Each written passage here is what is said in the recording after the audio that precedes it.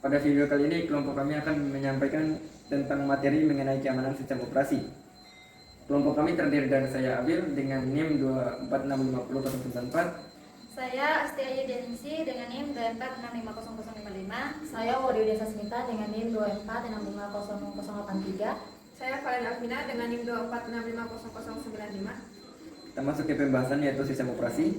Sistem operasi merupakan perangkat lunak inti yang mengelola seluruh sumber daya perangkat mulai dari proses, memori hingga perangkat keras, sekaligus menjadi penghubung antara pengguna dan perangkat keras tersebut. Karena posisinya yang sentral, sistem operasi menjadi sasaran utama berbagai ancaman keamanan, sehingga perlindungannya menjadi aspek fundamental dalam keamanan komputer secara keseluruhan. Pada video ini kami akan membahas 4 hal, yaitu autentikasi dan kontrol akses, ancaman terhadap sistem operasi, mekanisme proteksi, serta kesimpulan pembahasan pertama. Pembahasan pertama akan disampaikan oleh Ai. Persilakan. Selanjutnya, terima kasih dari Saudara Adil. Selanjut ke aspek pertama adalah autentikasi dan kontrol akses, yang merupakan lapisan pertahanan pertama dalam sistem operasi. Autentikasi adalah proses verifikasi identitas pengguna untuk memastikan bahwa pihak yang mengakses sistem benar-benar berhak melakukannya. Metode yang umum digunakan meliputi kata sandi, PIN, data biometrik seperti sidik jari, hingga multifaktor authentication atau MFA, yang mengharuskan lebih dari satu tahap verifikasi, sehingga risiko akses ilegal dapat ditekan meskipun kata sandi bocor.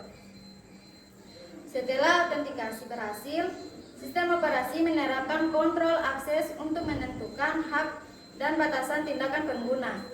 Pada sistem berbasis Unix atau Linux, kontrol akses diterapkan melalui izin baca, tulis, dan eksekusi, sementara Windows menerapkan akses kontrol list. Prinsip pentingnya adalah hak akses minimum atau least privilege, yaitu setiap pengguna hanya diberi akses sesuai kebutuhannya, guna membatasi dampak apabila suatu akun mengalami kompromi keamanan. Selanjutnya, pembahasan ancaman terhadap sistem operasi akan disampaikan oleh Saudari Widya. Terima kasih kepada Saudari Ayu. Selanjutnya saya akan membahas tentang ancaman terhadap sistem operasi, di mana ancaman yang paling dikenal adalah perangkat lunak berbahaya atau malware.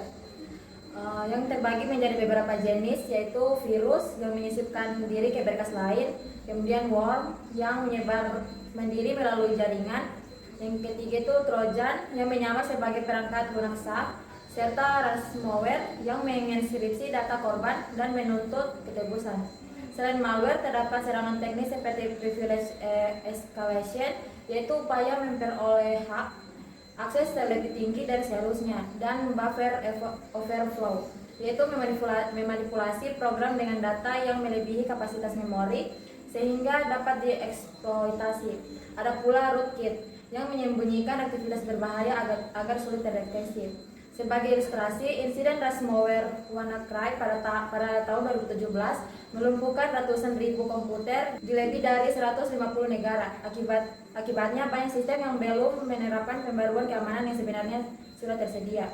Selanjutnya, mekanisme proteksi sistem operasi akan disampaikan oleh Saudari Valen. Silakan. Baik, untuk mekanisme proteksi sistem operasi, terima kasih kepada Saudari Widya. Untuk menghadapi ancaman tersebut, sistem operasi modern menerapkan beberapa mekanisme proteksi. Yang pertama ada enkripsi data, yaitu mengubah data menjadi bentuk kode yang hanya dapat dibaca oleh pihak yang memiliki kunci sah, baik untuk data yang tersimpan maupun yang sedang dikirimi melalui jaringan. Yang kedua, firewall dan antivirus, yang masing-masing menyaring lalu lintas data, mencurigakan dan mendeteksi perangkat lunak berbahaya sebelum sempat dijalankan. Yang ketiga, ada pembaruan sistem secara berkala atau patching, yang bertujuan menutup celah keamanan yang baru ditemukan, sehingga menunda pembaruan dapat meningkatkan risiko eksploitasi. Yang keempat, ada sandboxing dan virtualisasi, yaitu menjalankan program dalam lingkungan terisolasi sehingga apabila terjadi masalah keamanan, dampaknya tidak menyebar ke sistem utama. Keempat mekanisme ini diterapkan sebagai strategi keamanan berlapis, sehingga apabila satu lapisan pertahanan berhasil ditembus, masih ada lapisan lain yang mencegah dampak lebih lanjut. Kita masuk di kesimpulan. kesimpulan yang bisa kita ambil yaitu keamanan sistem operasi merupakan hasil dari kombinasi autentikasi dan kontrol akses, kewaspadaan terhadap ancaman, serta mekanisme proteksi yang berlapis. Sebagai langkah praktis, selalu perbarui sistem operasi ke versi terbaru guna menutup celah keamanan yang telah diketahui.